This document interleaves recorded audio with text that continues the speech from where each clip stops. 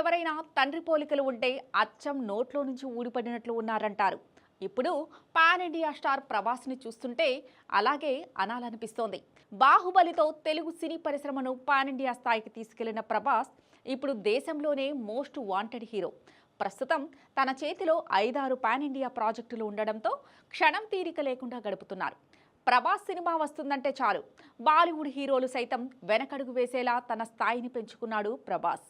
అయితే ఇదంతా ప్రభాస్ ఊహించినదే అంటే మీరు నమ్ముతారా? చిన్నతనంలో తాను అసలు హీరో అవుతాననే అనుకోలేదట.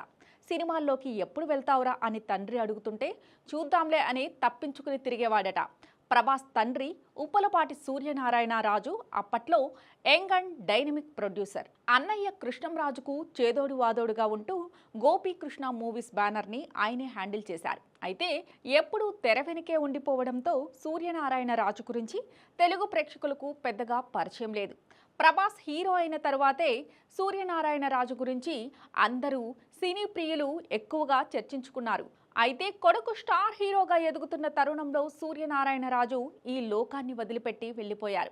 2010 ఫిబ్రవరి 12న ఆయన కన్నుమూశారు. గతంలో సాహో సినిమా సందర్భంగా రెబల్ స్టార్ ఫ్యాన్స్ ప్రభాస్ తండ్రిని గుర్తు చేసుకున్నారు.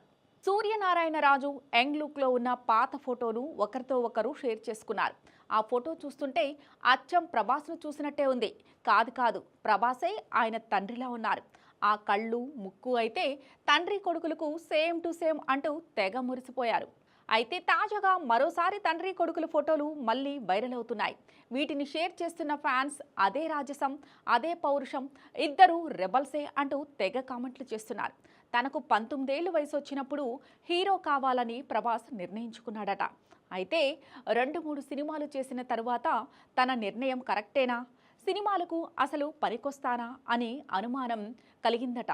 కానీ బాహుబలి తర్వాత తాను తీసుకున్న నిర్ణయం చాలా గొప్పదని తెలిసొచ్చిందంటూ గతంలో ఓ ఇంటర్వ్యూలో చెప్పుకొచ్చారు ప్రభాస్.